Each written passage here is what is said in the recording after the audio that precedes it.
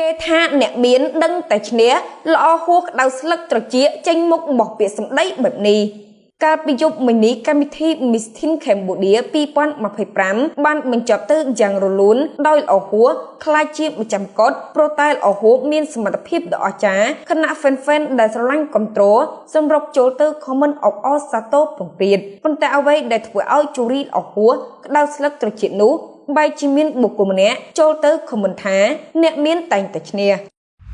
លាក់ស៊ីឲ្យជាប់ចូល3ទៅ4ឆ្នាំហើយណាបងប្រើអីក៏អត់ត្រូវដែរខ្ញុំប្រើអីអត់ត្រូវផងតែដល់ពេលខ្ញុំប្រើហ្វូមនេះខ្ញុំមានអារម្មណ៍មួយថាថ្លាមុខហើយនឹងវាកាត់បន្ថយម្ដងតិចគេថាខ្ញុំផ្លាយច្រើនអញ្ចឹងណាបងនិយាយទៅបើថាភាគរយគឺអាច80ទៅ90បាត់ច្រើនមែនតើហ្មងហើយមានអារម្មណ៍ថាខ្លួនឯងពីមុនហើយឥឡូវខុសគ្នាឆ្ងាយផលិតផលហ្វូមលាងមុខចាគូប៊ីគឺជាផលិតផលដែលផលិតដោយរោងចក្ររបស់ប្រទេសចិនហើយស្តង់ដារគឺហុងកុងតែម្ដងបងប្អូនទាំងគ្នាផលិតផលនេះបានចុះប្រវត្តិត្រឹមត្រូវអញ្ចឹងនៅពេលដែលបងប្អូនប្រើបើទំនុកចិត្តប្រើដោយភាពជឿជាក់ពីព្រោះហ្វូមរបស់ខ្ញុំអត់មាននៅសារជាតិបកកាត់បណ្ដាខូចមកនោះទេជាស្ដែងក្រោយឃើញដូច្នេះមិនទុកចាំយូរនាំជូប្អូនជូរីល្អហួរចេញមុខឆ្លៃតបភ្លាមថាបងគិតមកលើល្អហួរគឺខុសហើយនាងខ្ញុំតែងតែយកសមត្ថភាពរបស់ខ្លួនឯងទៅប្រកួតប្រជែងមិនមែនប្រើលុយដើម្បីឈ្នះនោះទេកម្មវិធីតែងតែជ្រើសរើសអ្នកមានសមត្ថភាពពិតប្រាកដតែបើបងដែលមានធនធាននិងបងដែលមិនមានធនធានតែបើសមត្ថភាពគាត់លើគេខ្លាំងជាងគេ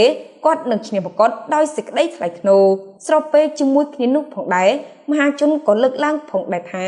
អ្នកចាស់ហើយធ្វើចាស់ឲ្យត្រឹមត្រូវចេញមកភ្លើអញ្ចឹងក្មេងគេចេះមិនខុសទេខ្ញុំមិនកាន់ជើងអោហួសទេនិយាយតែពាក្យពិតគ្នាខំហាត់ណាស់មុនប្រឡងនិងពេលប្រឡងសមត្ថភាពល្អហួសមានពិតខ្ញុំជាមនុស្សស្រីដែរក៏ខ្ញុំសរសើរល្អហួសដែរក្មេងអីកើតមកស្អាតហើយថែមទាំងពូកែទៀតតែប្អូនក៏ខំតស៊ូដែរទើបមានថ្ងៃនេះមិននៅសុកគេឲ្យចប់ទេ